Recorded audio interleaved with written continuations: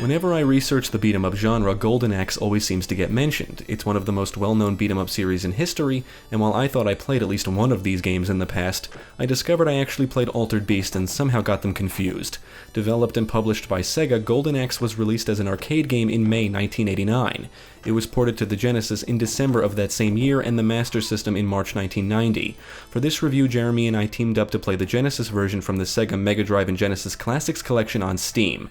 I was originally going to play Golden Axe Beast Rider since I hear it's terrible even though it looks cool, but I decided to play the previous games first and see what all the fuss is about. Now let's take a look at Golden Axe and see how it holds up.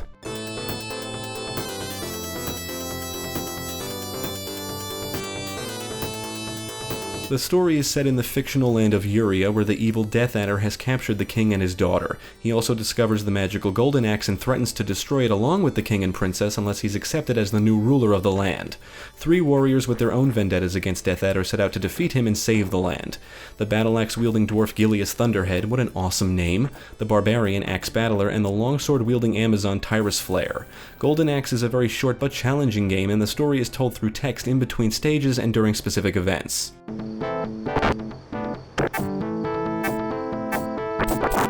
Golden Axe is a side-scrolling beat-em-up that supports up to 2 players. Unfortunately, both players can hit each other during gameplay, which can be very, very annoying, and there's no way to turn it off. Communication will be required. The arcade mode is the real meat of the game, but there is a beginner mode that is much easier, but you can only get to the end of a certain stage before the game tells you to play the arcade mode. The 3 playable characters have their own strengths and weaknesses and can perform the same basic functions. You can walk, dash, jump, attack, and cast magic spells. Casting a spell pauses the gameplay, which can be a nuisance. You can dash into enemies, throw them, perform a back attack by simultaneously pressing the attack and jump buttons, and perform a down thrust. I love how you can just beat on an enemy's head. If you've played more modern beat-em-ups or even later ones released during the 16-bit era, you'll notice fairly quickly that Golden Axe feels a bit on the stiff side and there's not much depth in terms of combat. You can perform a few different attacks, cast a spell that can wipe out multiple enemies on the screen, and you want to avoid getting overwhelmed. That's really all there is to it. Like most beat-em-ups, the goal of each stage is to go from one end of the stage to the other and kill the enemies in between. Your life meter shows how many health bars you have, and when you take enough damage, you lose a bar. Lose all of your bars and you lose a life. Lose all of your lives and you can use a credit to continue. If you have no credits left and lose all of your lives again, it's game over. You can adjust how many health bars you have from the options menu, and I would recommend first-time players select the maximum amount of health bars possible, because this game will kick your ass. Thieves will appear throughout the stages, and attacking them will cause them to drop magic potions that level up your magic when acquired.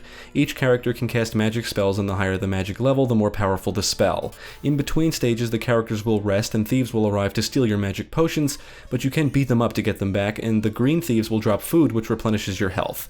In some stages, you'll engage enemies riding different creatures. You can knock an enemy off and mount them yourself, and each one has its own unique attacks. There's one that will whip enemies with its tail, and another that can breathe fire, which is pretty cool.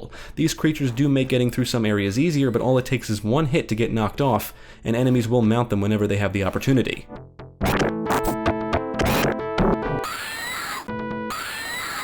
The Land of Urea is a high fantasy medieval world of sorts, complete with the typical enemies you would see in this kind of genre, like skeletons and knights, for example.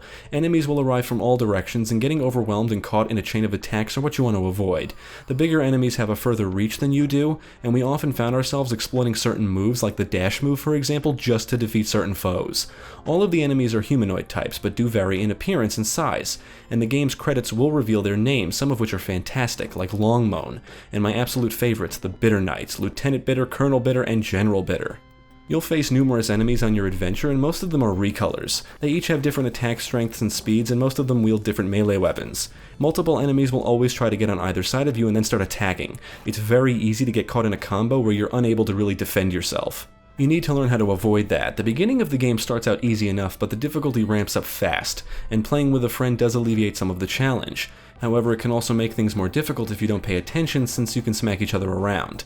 Enemies always seem to outnumber you, and each stage normally ends with big tough baddies or a boss, and we found it best to save our magic spells for these battles.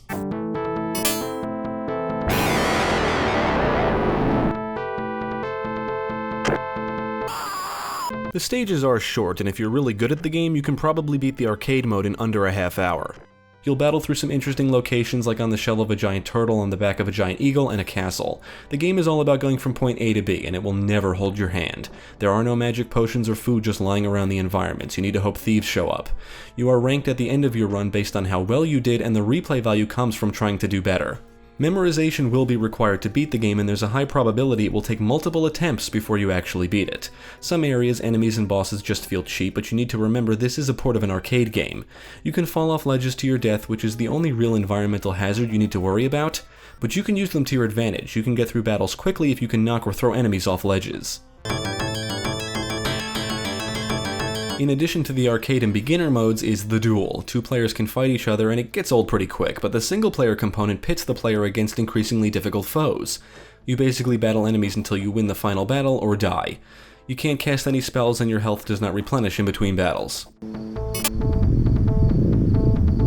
If the gameplay doesn't expose the game's age, the visuals certainly should. You can tell Golden Axe is from a previous era, but I think it looks pretty good for a 1989 game. The sprites look good and there's a decent amount of color, a neat wind effect in one stage, but some areas certainly appear a bit bland, many of the backgrounds are kind of plain, and the animations are simple. We do think the spell effects look cool. Tyrus can summon what looks like a dragon to burn enemies, which is awesome.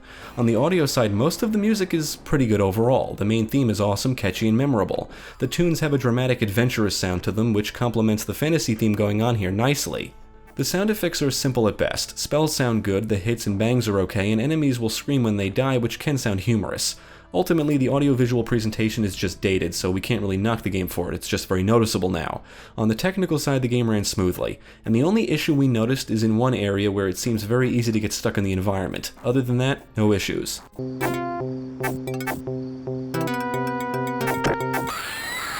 Honestly, considering how often I hear about Golden Axe and how often it's referenced in discussions about the genre, I really thought it would be better. I enjoyed it, but I think my expectations were set too high, although I can see how this was impressive in 1989.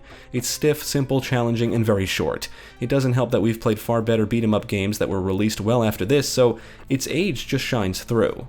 I think my biggest issues with the game is the length and lack of content.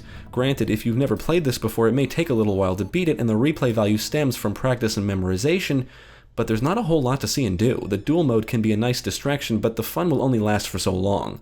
Golden Axe is a good game, but it's certainly been surpassed by others of its kind in most respects.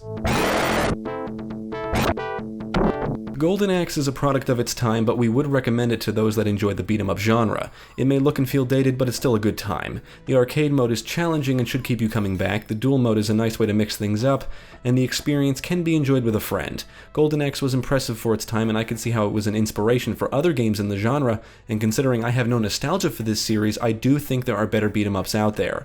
I can only hope the sequels have improved a few things, and I am looking forward to playing them. If you like beat-em-ups, definitely check out Golden Axe.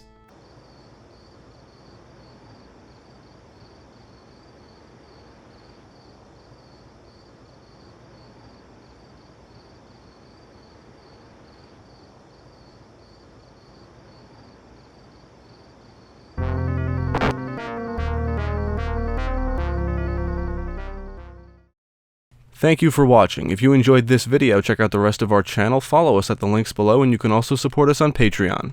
If you're interested in more gaming content, check out our friends over at GameCast.